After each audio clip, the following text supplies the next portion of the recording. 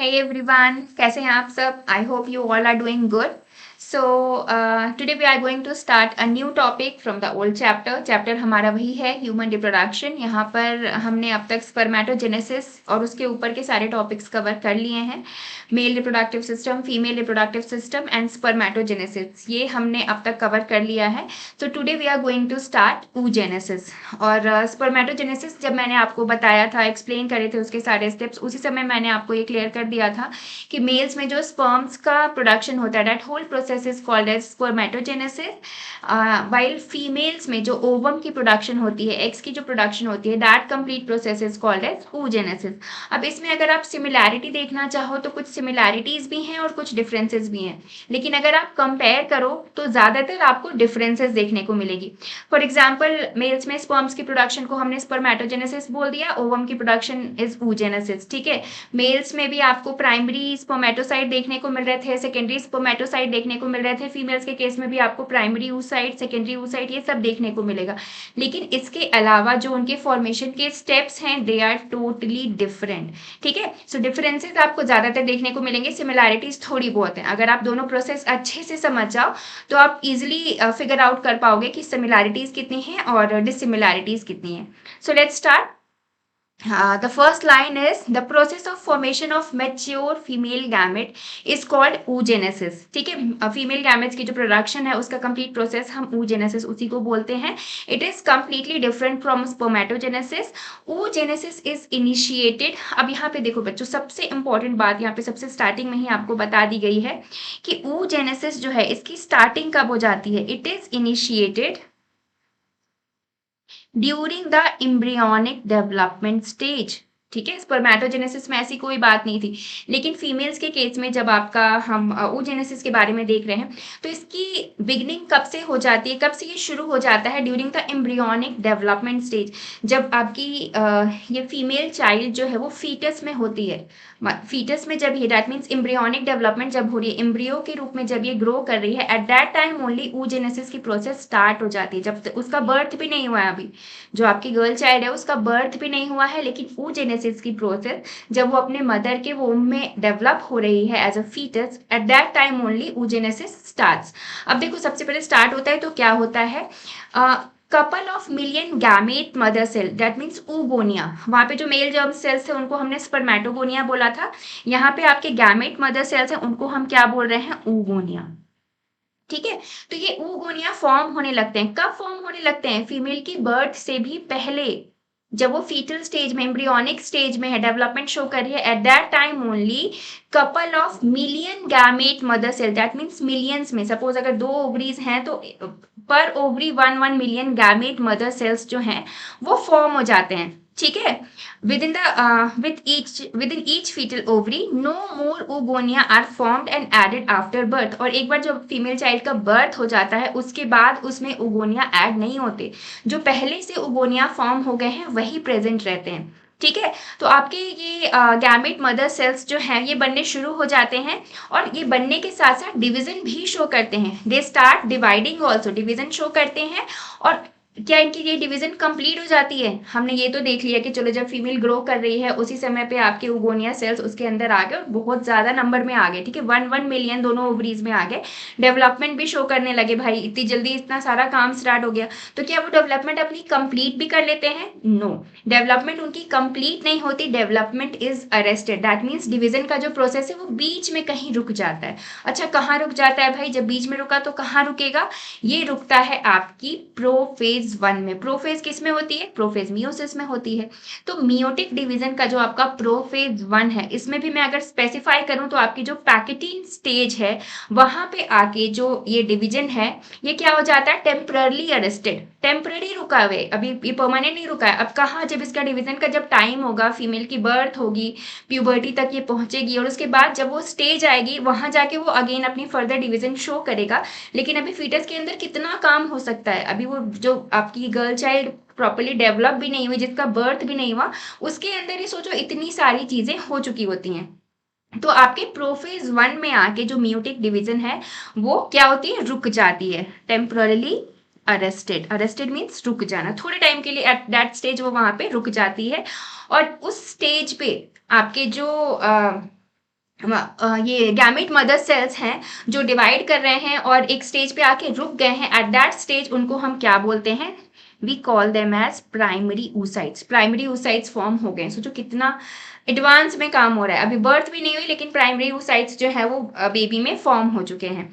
Each primary oocytes then gets surrounded by a layer of granulosa cells. अब देखो और इसके अलावा क्या काम होता है? डिवीजन तो रुक गई, अब यहाँ डिवीजन का इसके बाद कोई काम नहीं होगा, लेकिन जो प्राइमरी oocyte है वो सराउंड होती है, एक पर्टिकुलर टाइप के सेल से सराउंड होती है। दैट मीन्स चारों तरफ से उसको सराउंड कर लिया जाता है। और वो कौन से तरह के सेल्स होते हैं? They are called granulosa cells. Granulosa cell से उनको सराउंड किया जाता है, दैट मीन्स चारों तरफ से घेरा जाता है, and is called primary follicle. जब तक वो सराउंडेड नहीं थी किसी तरह के सेल से तब तक हम उसको प्राइमरी oocyte बोल रहे थे, लेकिन जैसे ही ग्रेनुलोसा सेल की कवरिंग उसके ऊपर चढ़ जाती है तो उसका नाम चेंज हो जाता है। At that time it is called primary follicle. तब हम इसको क्या बोलने लगते हैं? हम प्राइमरी फॉलिकल बोलने लगते हैं। A large number of these follicles degenerate. ठीक है, अब देखो हमने देखे थे ना 1 मिलियन जो थे आपके गैमेट मदर सेल्स फॉर्म हुए थे, तो क्या वो सारे के सारे प्राइमरी oocytes बनते हैं और सारे के सारे के ऊपर ग्रेनुलोसा सेल की कवरिंग होती है? नहीं, ऐसा नहीं होता। क्या होता है इसमें? ज्यादातर जो है आपके डीजेनरेट हो जाते हैं। ठीक है, मतलब खत्म हो जाते हैं, ज्यादातर बचते नहीं, सर्वाइव नहीं कर पाते। प्यूबर्टी के टाइम तक आपके कितने सर्वाइव करते हैं? Only 60 to 80,000। ठीक है, at puberty only 60 to 80,000 primary follicles are left in each ovary. सोचो कितने ज्यादा, 1 मिलियन का मतलब आप समझ रहे हो 10 lakhs प्रेजेंट थे, लेकिन उसमें से ज्यादातर डीजेनरेट हो जाते हैं। प्यूबर्टी के टाइम पे 60 से 80,000 तक के आपके प्राइमरी फॉलिकल्स जो है वो बच जाते हैं। यहाँ मैं प्राइमरी फॉलिकल्स बोल रही हूँ। फॉलिकल मीन्स दैट मीन्स उनके ऊपर ग्रेनुलोसा सेल की कवरिंग ऑलरेडी आ चुकी है। That primary follicles get surrounded. अब इसके बाद देखो क्या होता है, प्राइमरी oocyte का सबसे पहले उसको एक लेयर ने कवर किया, वो प्राइमरी फॉलिकल बन गया। अब उसके बाद धीरे धीरे उनका डीजेनरेशन भी हो रहा है, सारे के सारे सर्वाइव नहीं कर रहे हैं, उसमें से कुछ जो है खत्म होते जा रहे हैं, आपके डीजेनरेट होते जा रहे हैं, और जो बच रहे हैं जिन्होंने सर्वाइव किया उनके ऊपर एक सेकेंड लेयर आती है। वो सेकेंड लेयर किसकी आती है? वो भी ग्रेनुलोसा सेल्स की ही आती है। ठीक है, सो एक सेकेंडरी कवरिंग भी आ गई इनके ऊपर। ठीक है, एंड अ न्यू थीका। ठीक है, थिकनेस भी बढ़ जाती है, लेयर्स और ज्यादा आते जाते हैं, और जब ये सेकेंड लेयर आता है ग्रेनुलोसा सेल का, at that time we call it secondary follicle. बच्चों यहाँ एक ये ध्यान देने वाली बात है कि प्राइमरी फॉलिकल तो आपका प्राइमरी से सेकेंडरी में चेंज हो गया, लेकिन क्या oocyte अभी सेकेंडरी oocyte बना है? अभी ये नहीं बना है बच्चों। सेकेंडरी फॉलिकल के अंदर भी आपका oocyte कौन सा प्रेजेंट है? प्राइमरी oocyte ही प्रेजेंट है। अभी सेकेंडरी oocyte हमें नहीं मिला है, अभी उसकी फॉर्मेशन नहीं हुई है। तो ये फर्दर अभी हम आगे देखते हैं कि सेकेंडरी oocyte हमें कैसे मिलता है या फिर कैसे फॉर्म होता है। ठीक है, सो अभी तक हमने देखा कि जो आपके गैमेट मदर सेल है उन्होंने डिवीजन स्टार्ट किया तो उनकी डिवीजन कंप्लीट नहीं हुई। प्रोफेज 1 दैट मीन्स एक पर्टिकुलर स्टेज पे आके जो उनकी डिवीजन है वो रुक गई थोड़े टाइम के लिए। अब उसके बाद एट दैट स्टेज जो जिस कंडीशन में है वो है उनको हमने प्राइमरी oocyte बोला। अब प्राइमरी oocyte के ऊपर एक लेयर आके उसको सराउंड कर रही है ग्रेनुलोसा सेल्स की, at that stage we call it primary follicle.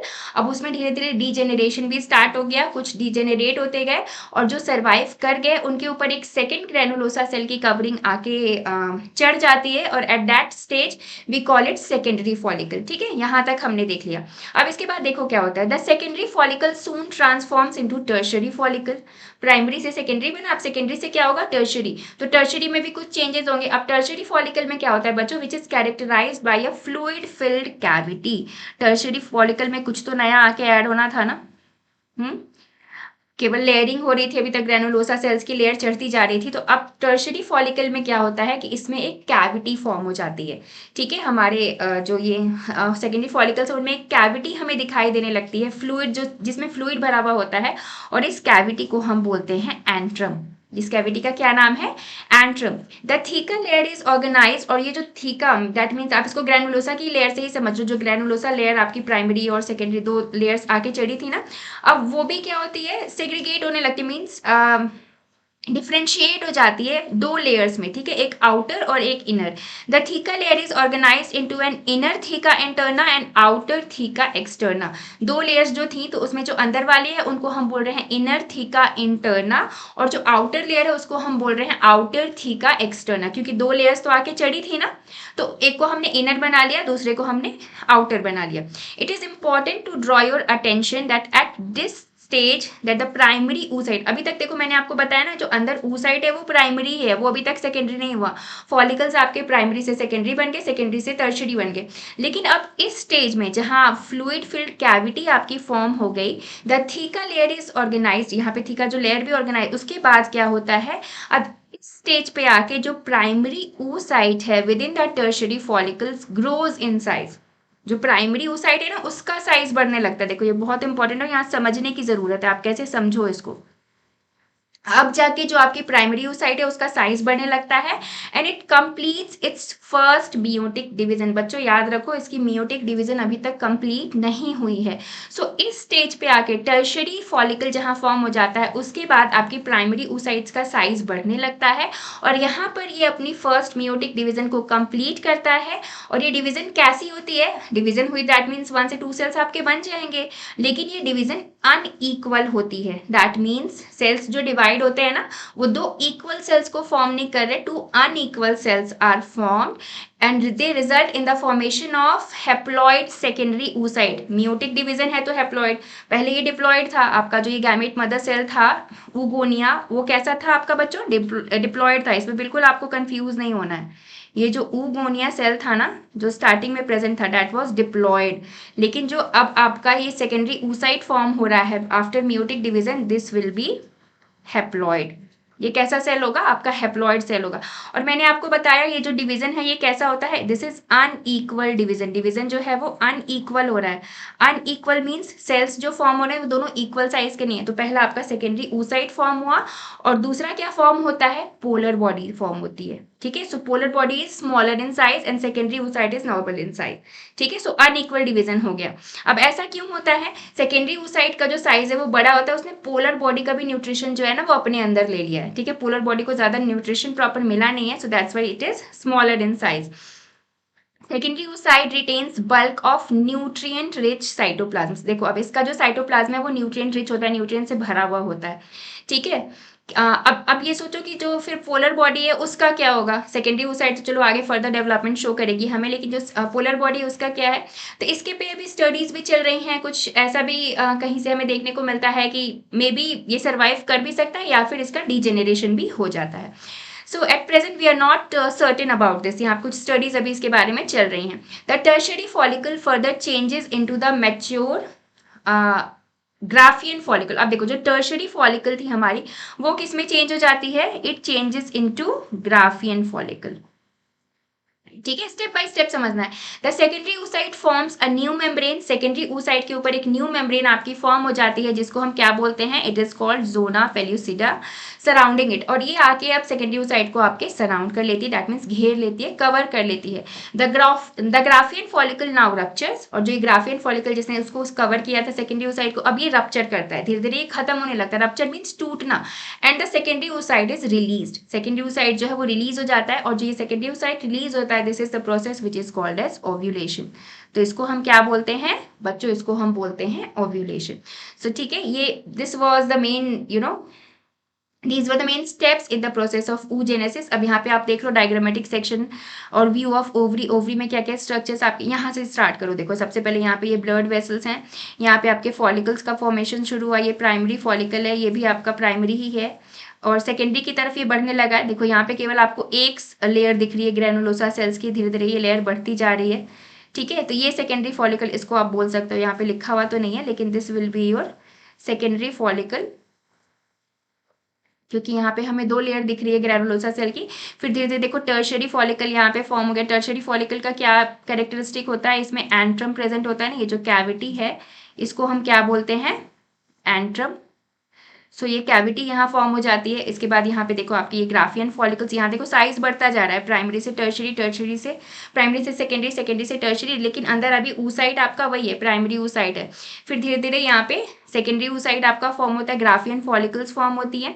Graafian follicles जब रप्चर होते हैं आपके, देखो यहाँ पे टूट रहे हैं, ये फॉलिकल्स टूट रहे हैं और यहाँ पे आपका ये जो सेकेंडरी oocyte है, यहाँ पे ओवम लिखा हुआ है but basically this is secondary oocyte, ये जो है वो रिलीज हो जा रहा है।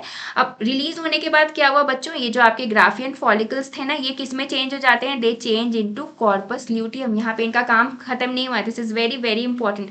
जो आपके ग्राफियन फॉलिकल्स हैं वो आगे फर्दर किस में चेंज हो जाते हैं, कॉर्पस ल्यूटियम में चेंज हो जाते हैं। और कॉर्पस ल्यूटियम का आगे अभी हम देखेंगे बहुत इंपॉर्टेंट फंक्शन होता है in the process of pregnancy.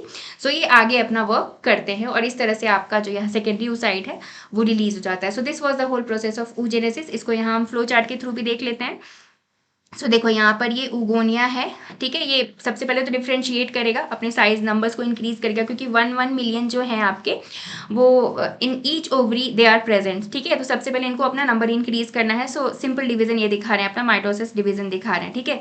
फिर प्राइमरी oocyte जो है आपका, it is somewhere arrested during the meiotic division, ठीक है। प्राइमरी oocyte जैसे आपका फॉर्म होता है, ये मियोटिक डिवीजन शो करता है लेकिन कंप्लीट नहीं कर पाता, बीच में कहीं ये रुक जाता है, ठीक है। सो यहाँ पे देखो इनका नंबर्स इंक्रीज हो रहा है 1 to 2, 2 to 4, ठीक है। अब यहाँ पे जैसे फर्स्ट मियोटिक डिवीजन यहाँ पे कंप्लीट होती है तो आपका ये जो प्राइमरी oocyte है सेकेंडरी oocyte फॉर्म करता है and first polar body form होती है हमारी।